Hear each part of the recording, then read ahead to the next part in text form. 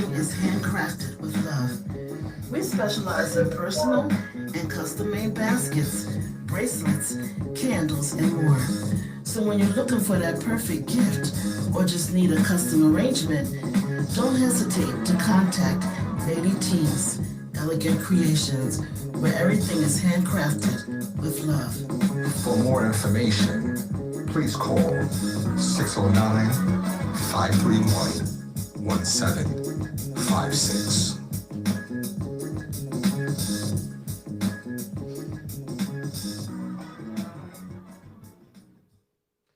All right, welcome back to Let's Get It after a fantastic first segment talking about the Sixers and their injuries and whatnot. We have always been attacking the local boys basketball scene in the area, but we are more than pleased to be attacking the girls basketball scene in this area. And we are joined right now by Eastern girls coach Kristen Prisbilski. Coach, how are you this morning? I'm good. How are you guys? Doing well, doing well. We appreciate you you joining us. I know kind of working through everything. I know that it was a interesting season to say the least for you and for all the coaches in the area, kind of dealing with COVID and battling through all that. Before we get into too much as far as how your season went now, can you kind of give us a little bit of your background as far as your playing and your other coaching, prior to getting involved with Eastern? Sure. I'm actually an Eastern grad. Okay, what I year? played at East 93. Okay. I went on to play at Camden County and Rowan. Okay, all right, I got you. Yeah, I'm a former Rowan alum, so shout out to the profs. So Yes. And so, how did you get into coaching? I started coaching my last year at Rowan. Okay. I was a AAU coach for South Jersey AAU with Mr. Zimmerman. I coached the fourth and fifth graders. And then I became an assistant coach with Linda Bolger at Cherry Hill East. And I also coached at Lindenwold. And then I went to Eastern, and I was an assistant at Eastern for about 16 years. Okay, all right. So you've been, like I said, you've been all over the South Jersey area, kind of the thumbprint everywhere. So with what was your best success that you've experienced at any of those levels? At Eastern. Okay. What have you guys won and accomplished while you've been there? When I was an assistant, we won South Jersey Group 4 in 2010, Okay. and we reached the finals and lost. But that was the best year Eastern girls have ever had. Very nice, very nice. So transitioning over to this season, and I know, like I said, with a lot of the coaches that we've had, everyone had their own battles, their own issues with dealing with COVID and the pandemic. What was the biggest challenge for you as far as trying to coach through this season? And how did your girls do this season? And did you get all your games in? Was there anything postponed by the pandemic? The challenge is, keeping everybody healthy. So, we kind of just stayed in our bubble. The girls all did 100% remote. But that was the choice that they made. But it was a good call. In the beginning, we had a little issue within the school. So I had 6 players on lockdown. Okay. So we had to play our first 3 games without our 3 starters. Okay. But after that, we kind of did well. We started gelling towards the end. It's tough in this kind of year because you're only playing 6 weeks. But we did well. We finished 11-4, so we got all 15 games. Yeah, I mean that's nothing to sneeze at. 11-4 record.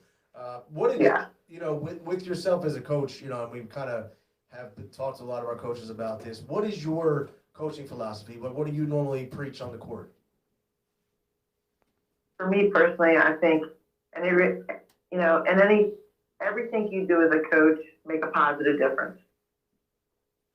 And I always preach: play hard, play together, play smart. Yeah, no, and I can understand that. I think that a lot of the things the coaches that we've talked about also is just when you're dealing with the young kids, it's not just teaching them on the court, lessons. It's, the lessons they then take with them and grow, as, you're, a lot of times with the coach, you have a strongest connection relationship with them to a lot of people in their life. I mean, you spend a lot of time with them, you are able to be there for them and kind of be like a mentor role. So kind of leading them down that path is so key and important. Yeah. So, Coach, your question? Yeah, Kristen, one thing I've seen that with your teams over the past couple years at Eastern, you do a lot of, I mean, for lack of a better term of how to describe it, team bonding things, where you guys are, I've seen you, they have different costumes on, like it's almost Halloween at practice, or different things like that. Where does that come from, and what do you think that brings to the team? Well, I think it just comes with spicing it up a little bit, let them have a little fun. Right. They tend to bond when they have to do things together.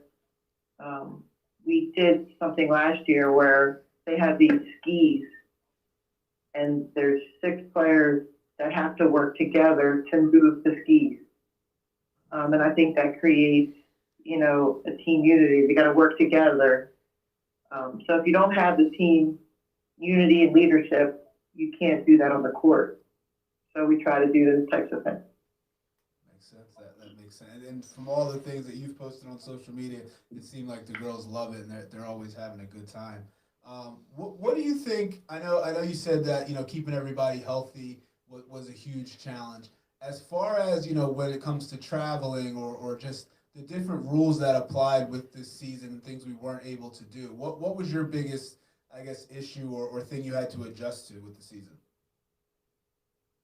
I actually thought it was pretty smooth. That's good. I didn't think it was too much. I mean, making sure the kids wore their masks. Right. Sometimes they forget. They come out of the game, they're getting a drink of water, and they forget to put it on.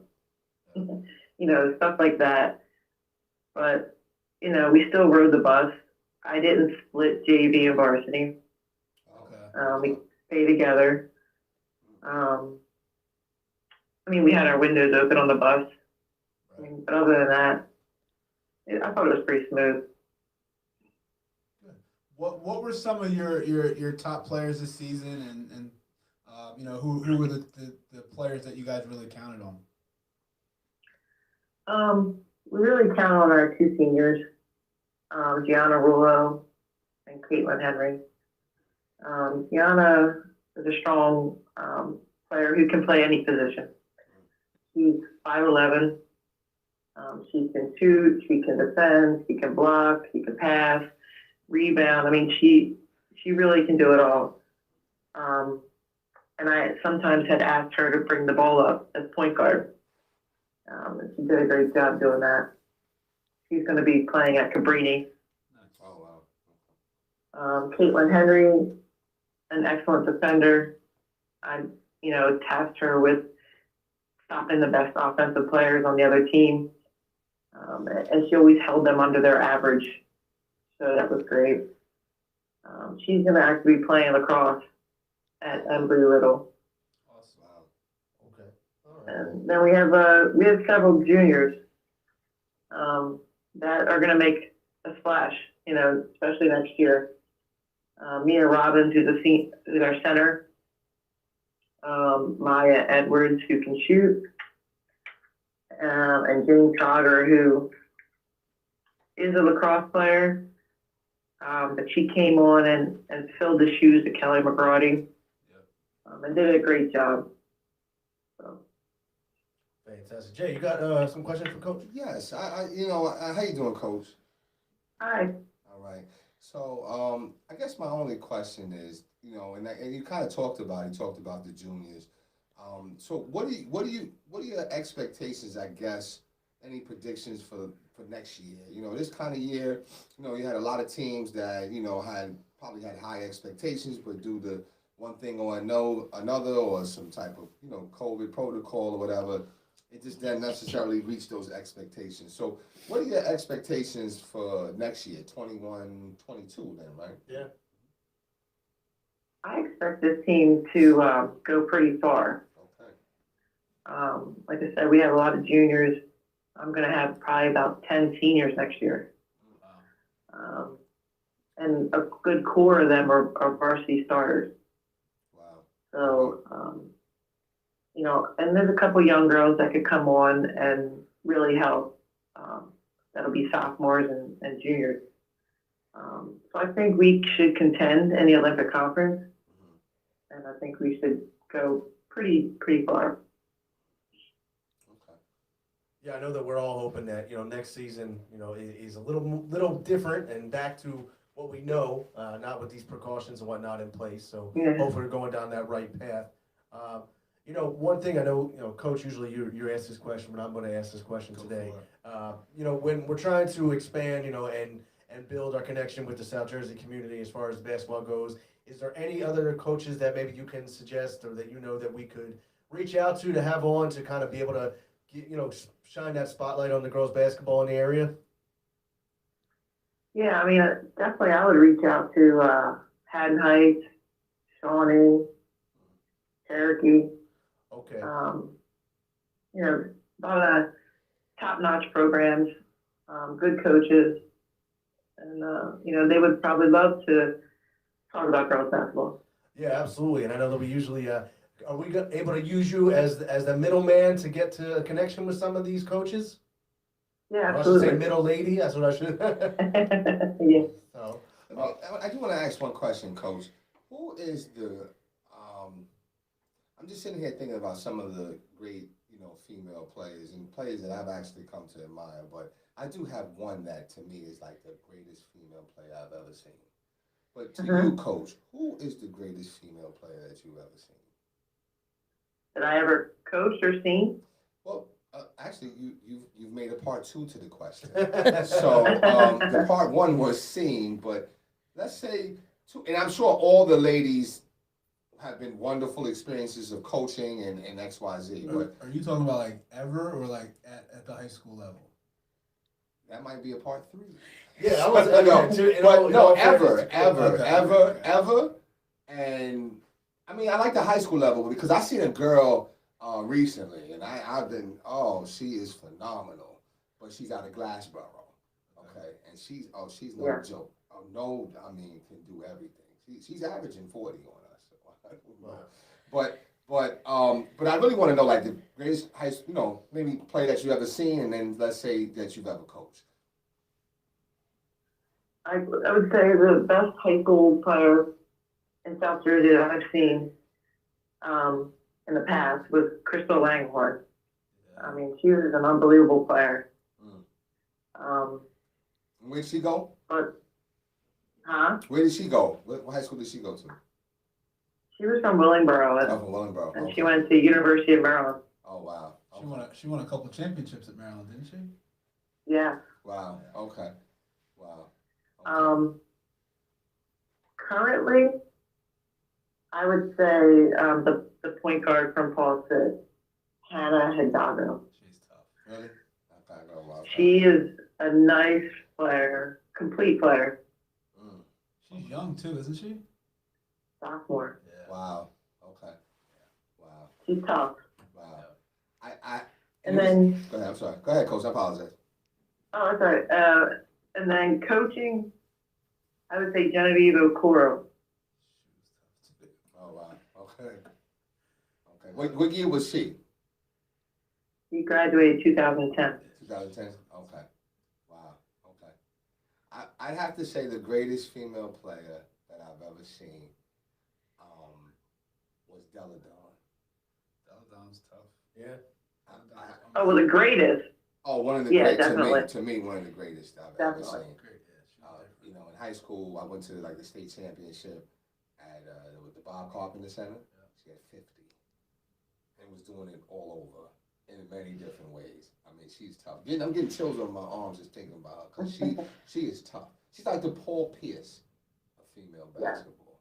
She could do a bunch of things, you know. So those are my questions. Thank you, Coach. No, And fellow class of 90. I mean, because you're 93, I'm 94. So, you know, Oh, all right. yeah. nope. I'm a little, you know, a little younger than that.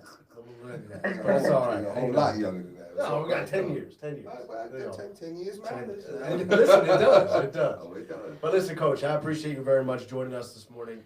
Like I said, we'll be in touch. Try to get linked up with getting the growth and getting connected with some of those coaches from the other high schools, so we can continue to build with the girls team. And maybe next year, God willing, we'll have you back on and catch up with you again and see how the season's going. All right. And just a note, Randy, Yes. I was listening to the podcast earlier, and they were picking on you for shooting with your right hand, with your left hand. Well, I mean, if you saw my shot, it's fair to be picked on. Right. But go ahead.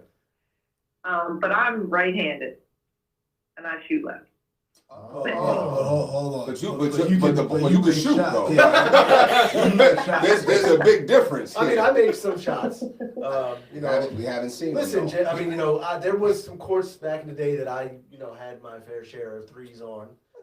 Listen, everybody. Maybe they might have been on the PlayStation, but that's a whole nother It's all story. good. Yeah, it's all good. It's all good. Randy, yeah, we played that game here, man. You were the only one that had minutes that did not score. Well, that's because I was doing other things. I was what you don't see in the box. That's cool. Okay. You That's don't cool. see in the box.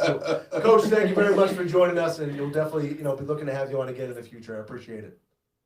All right, thanks for having me. Have a great day. All Take right. care, coach. All right. Bye-bye. Let's give it up for the coach, though. Good job. Good stuff.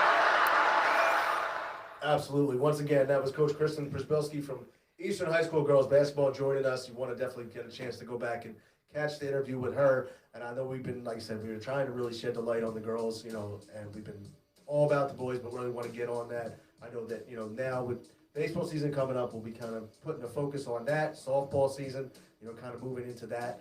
Go ahead. I gotta say that, you know what? Those names, I'm gonna go back and watch the tape because I'm gonna start watching. Like girls, I had the honor of the last 2 years, but really this year of like announcing some of the girl games and stuff. They're very exciting, and I've kind of gotten into some of them and kind of following some of the players. But I have to say that girl Alexis Davis, I'm telling you, she's close to being unguardable. Seriously, I mean, she's already 1,000-point scorer already in the sophomore year. Wow. Right, already. I forget her father's like I think her father plays like he's a professional football player.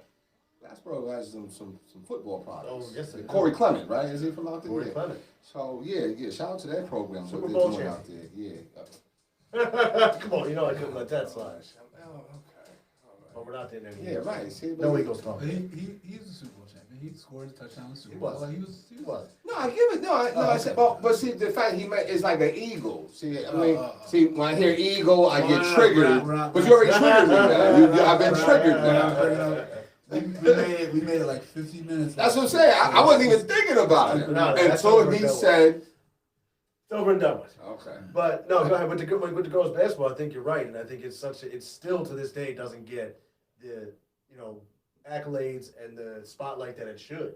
Right. I mean, even when you're watching some of these girls play, like even though now with all the NCAA tournament games, the conference games and the NCAA tournament coming up, like it doesn't matter. These girls can play. Everyone can play. I mean, Yeah. it's like if you appreciate the game, their skill level is Yeah. just right there too. I mean, and not just the girls, but I just want to take a moment and shout out all the ladies, okay? Because it is National Women's History Month. And I like to shout out all the ladies that's out there doing phenomenal things and pushing through and continuing to just strive and persevere. I mean, think about even them playing in the game and them even doing so many different things. I was talking with some coworkers of mine, and they were telling me like some of the different statistics of not just sports, but just life in general, being a woman and things they had to like overcome and persevere. I'm like, yeah, and of course I can relate because, culturally we've had those same type of perseverances and accomplishments, but, I can't relate to how it feels to be a woman. And for them to continue to persevere and go forward, I just want to shout them out, man. But I mean, the steps that have been taken are unreal. I mean, like even now you just see with the Florida Marlins. Wow. Yeah. It's all the different shots. All different, yeah. Shout him out, you know what I mean? Did you show some crickets up there? I don't know. I Yeah. don't know if that was directed. I think. No. It's early, man. You know what I mean? Our camera lady could tell you it's early, man. Well, I don't understand that. Shout out to her too. I was gonna, Shout her- oh, look, see, I messed up again. I'm hitting the wrong button. We back after he's messing up. No, but like I was saying, the advancements that they've made too, like in the front office of sports. I mean, Yeah. the GM of the Florida Marlins, Absolutely. female. With the Dodgers, you got a female. I mean, look, the Spurs, Becky Hammond. Absolutely. I mean, so it's like just everywhere, all over the board, from sports to the professional. I mean, there's been a huge growth for women. Yeah. And it's about time. I mean, to be honest with you, and I'm just happy for it. And I continue. Hopefully, we continue to trend that way, and we get to a place of congruency and equilibrium for everybody and all. Man. Yeah, absolutely. All right, with that said, we're going to a quick commercial break. We come on back, we're going to attack the upcoming NCAA tournament, get our final thoughts. We're watching.